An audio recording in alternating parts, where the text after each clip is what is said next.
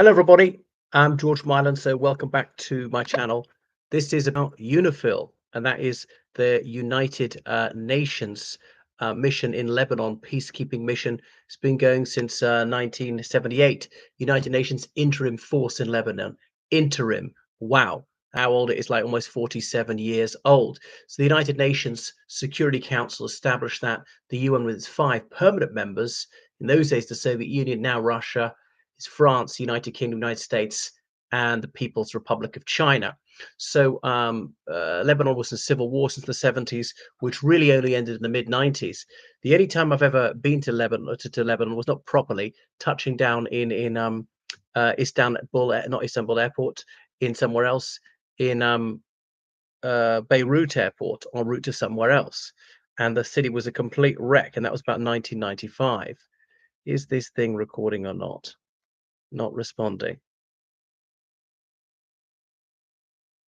Ah, you can still see me. Okay. So I've never seen a city so bombed out, so cratered and everything like that. Uh, anyway, so there was the blue line to try and preside over that. I mean, it didn't prevent the civil war, possibly limited the civil war.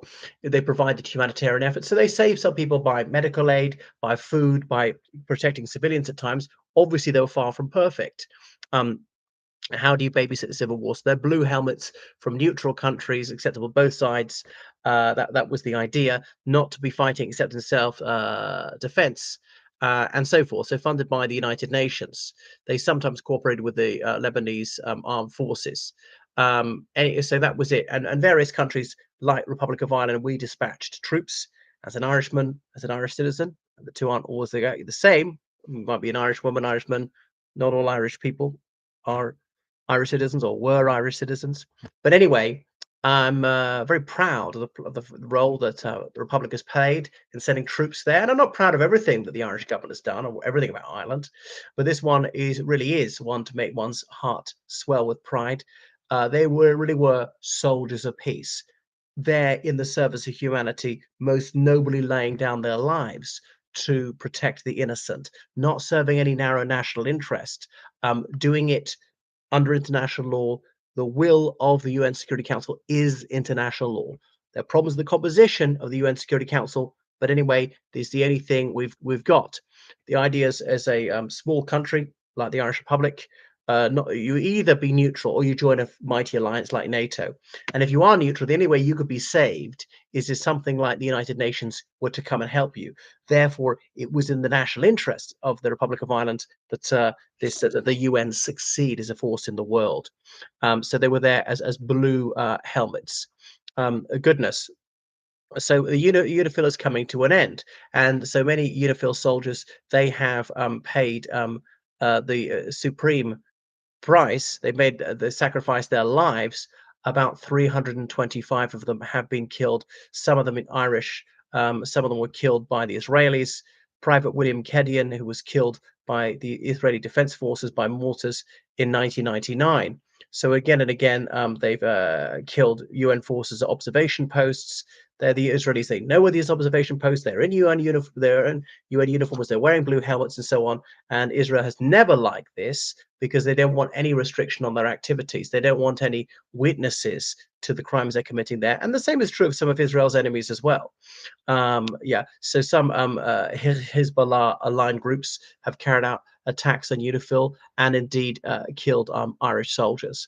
So there they were serving humanity proudly. So a very glorious role. Sorry to say, not a terribly successful role that they played. Partly because the mandate was so limited about when they could use force and so on, and they're quite lightly armed. So the United Nations Security Council has said that they're ending it. The mandate won't go beyond New Year's Eve 2026. So we've got over a year to go. There's a drawdown, gradually removing their equipment and their troops and so on.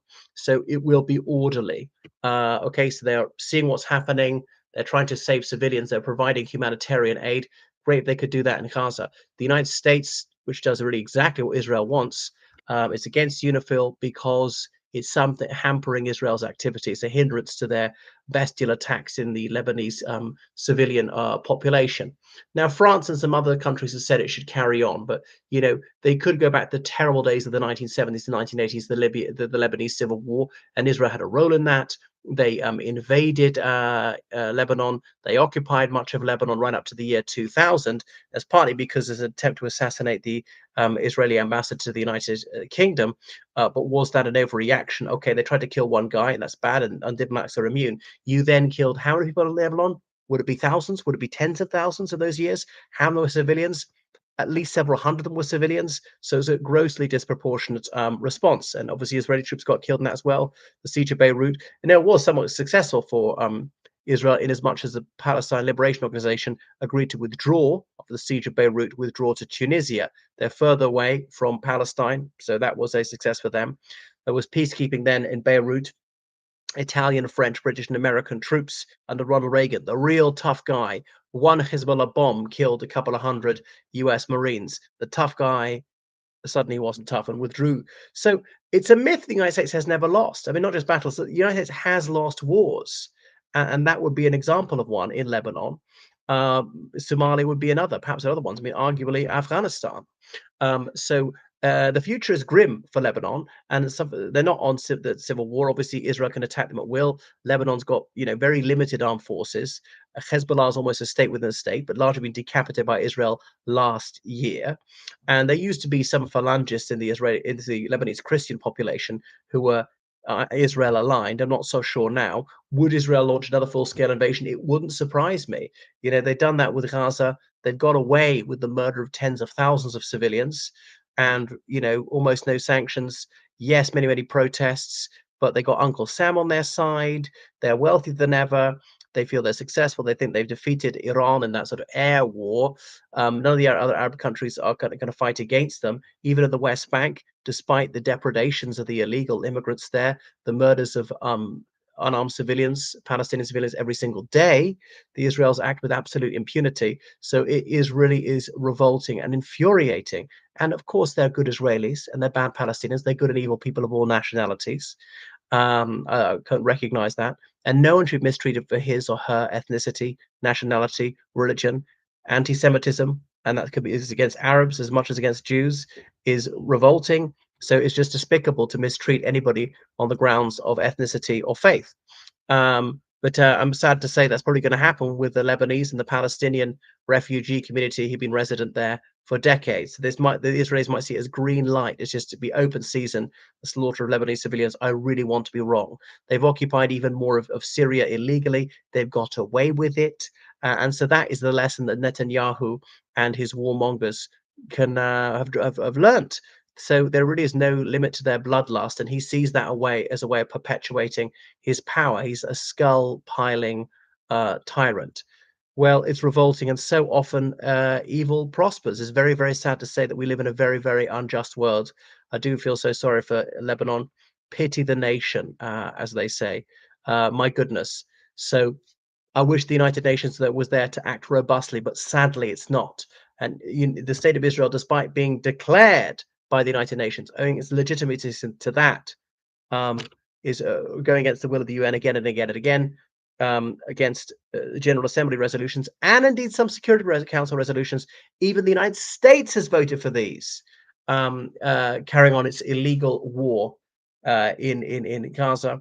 And war is hardly the word because the violence is almost entirely on one side. It's massacre of Palestinian civilians. It's very saddening. It's sickening, and I'm just so lucky to live in peace. And it's horrific to feel powerless, but that's nothing compared to what people are going through Gaza. Hell on earth every single day. Imagine being a father or a mother trying to comfort your wailing child, to tell her or him that it'll all be all right, that there will be a safe place to sleep, that the horror will end, that they will get enough food, and there's really no grounds for hope, and they can't even get out of there. No wonder some are going to be collaborators with Israel, because the only way they can get food or medicine or anything. Oh, there we go. Well, thank you for watching my channel. Make sure you subscribe on Patreon, then at PayPal, georgecallahan7 gmail.com. Goodbye.